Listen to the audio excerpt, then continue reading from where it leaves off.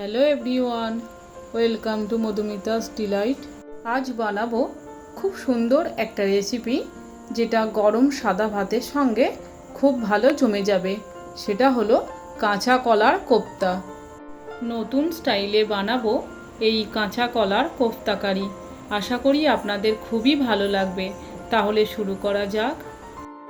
প্রথমে একটা ছুরি দিয়ে কাঁচকলার বোঁটাগুলো আর পিছনের দিকগুলো কেটে বাদ দিয়ে দেব।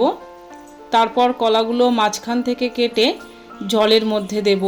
আমি এইভাবে সমস্ত কাঁচকলাগুলো কেটে নিয়েছি। আমি টোটাল 4টে কাঁচকলা নিয়েছি। তার সঙ্গে দুটো মাঝারি সাইজের আলু ছুরি দিয়ে একটু মুখগুলো কেটে নিয়েছি। আলু আর কাঁচা কলাগুলো জলে ধুয়ে পরিষ্কার করে নিয়েছি। তারপর সেগুলো একটা প্রেসার কুকারের মধ্যে দিয়ে পর্যাপ্ত পরিমাণে জল দেব। আমি 1.5 লিটার জল দিলাম। তারপর এর মধ্যে 1/2 চামচ নুন আর 1/2 চামচ হলুদের গুঁড়ো দেব।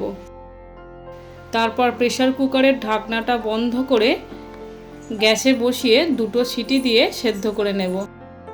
আলু আর কাঁচকলাগুলো সেদ্ধ হয়ে যাওয়ার পর সেগুলো ঠান্ডা করে তারপর প্রেসার কুকার থেকে বের করে নিয়েছি। এবার কাঁচকলাগুলোর খোসা আর আলুর খোসাগুলো ছাড়িয়ে নেব।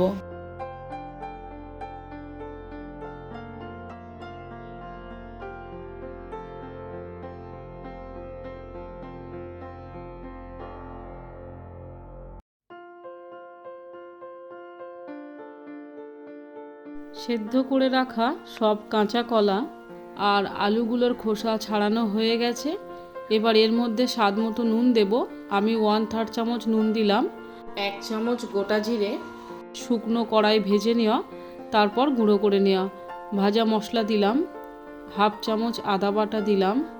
1/2 চামচ রসুন বাটা দিলাম। 2টো মাঝারি সাইজের পেঁয়াজ একদম ছোট্ট কুচি করে কাটা দিলাম। 1 চামচ চিলি ফ্লেক্স দিলাম।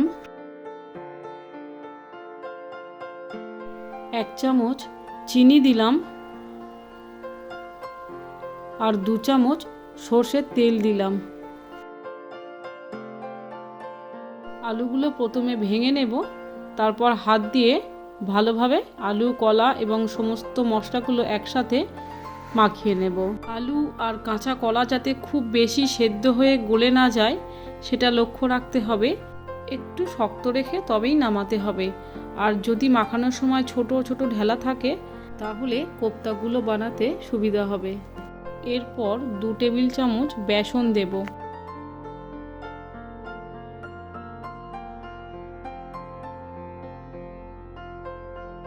বেসনটা কলা আলুর পুরের সাথে মেখে নেব।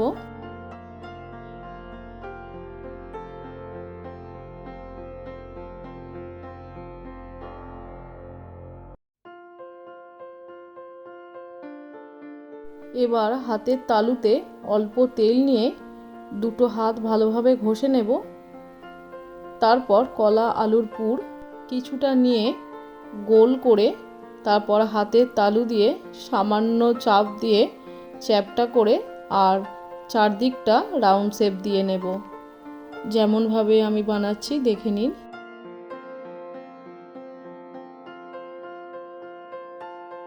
সব কোফতাগুলো একইভাবে বানিয়ে নিয়েছি।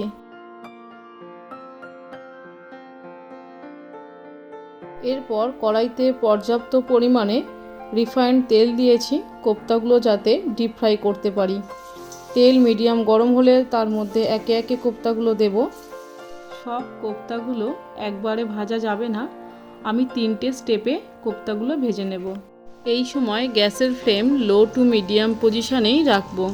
কখনোই গ্যাসের ফ্লেম হাই পজিশনে রাখবো না, তাহলে কোফতাগুলো পুড়ে যাবে আর ভিতরে কাঁচা থেকে যাবে।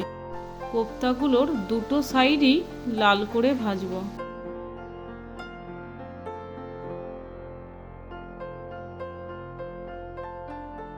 কোফতাগুলো ভাজা হয়ে গেছে। এবার এগুলো তুলে নেব।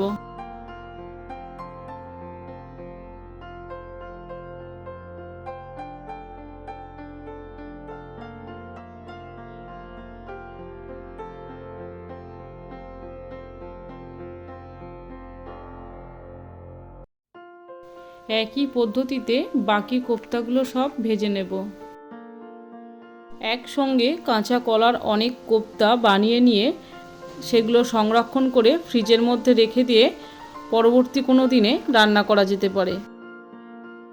পরবর্তী পর্যায়ে কড়াইতে 3 চামচ তেল রেখে তার মধ্যে গোটা 2টো শুকনো লঙ্কা, হাফ চামচ গোটা জিরে, হাফ চামচ গোটা ধনে আর একটা মাঝারি সাইজের পেঁয়াজ লম্বা স্লাইস করে কাটা দিলাম। 1 ইঞ্চি আদা লম্বা করে কাটা, 6টা-7টা রসুনের কোয়া খোসা ছাড়ানো দিলাম। 3-4 মিনিট ভালোভাবে সমস্ত মশলাটা ভেজে নেব।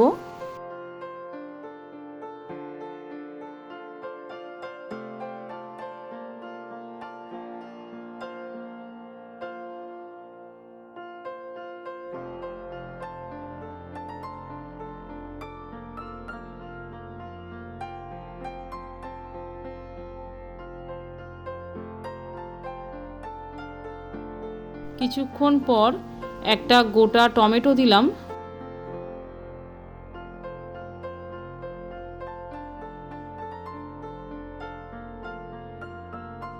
মশলাগুলো ভাজা হয়ে গেছে, এগুলো নামিয়ে নেব। একটু ঠান্ডা করে মিক্সির জারের মধ্যে দিয়ে খুব ভালোভাবে বেটে নেব। কড়াইতে আবারও 3-4 চামচ তেল দিয়ে তার মধ্যে একটা গোটা তেজপাতা আর গোটা গরম মশলা ফোড়ন দেব। 30 সেকেন্ড ভেজে নেব। এরপর মিক্সিতে করা বাটা মশলাটা দেব।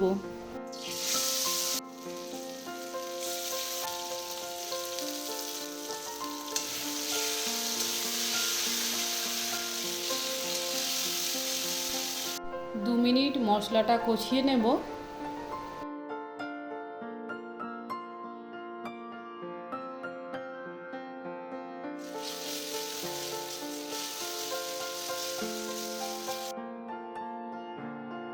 তারপর 1/3 চামচ নুন দেব আর হাফ চামচ হলুদের গুঁড়ো দেব। কোফতাগুলো বানানোর সময়েও নুন দেওয়া হয়েছিল, সেটা মাথায় রেখে আবার নুন দিতে হবে।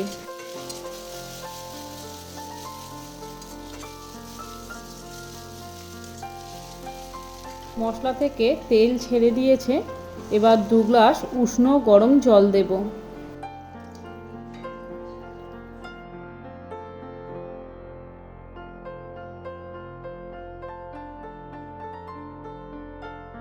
চারটে চেরা কাঁচা লঙ্কা দেব।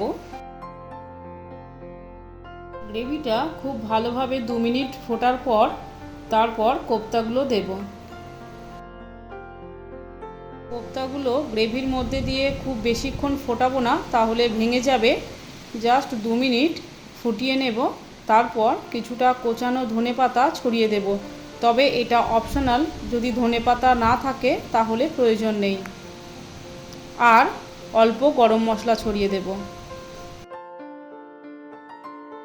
সব শেষে 1 চামচ মতো ঘি দেব।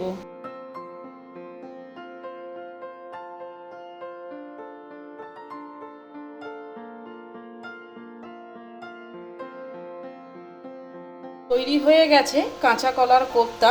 আশা করি আপনাদের ভালো লেগেছে। ভিডিওটি লাইক ও শেয়ার করার অনুরোধ, আর আমার চ্যানেল সাবস্ক্রাইব করার অনুরোধ রইল ও পাশের বেল আইকনটিও প্রেস করার অনুরোধ রইল। তাহলে আমি যখনই কোনো ভিডিও আপলোড করব আপনাদের মধ্যে নোটিফিকেশান পৌঁছে যাবে। আবারও দেখা হবে পরবর্তী কোনো ইন্টারেস্টিং ভিডিওতে।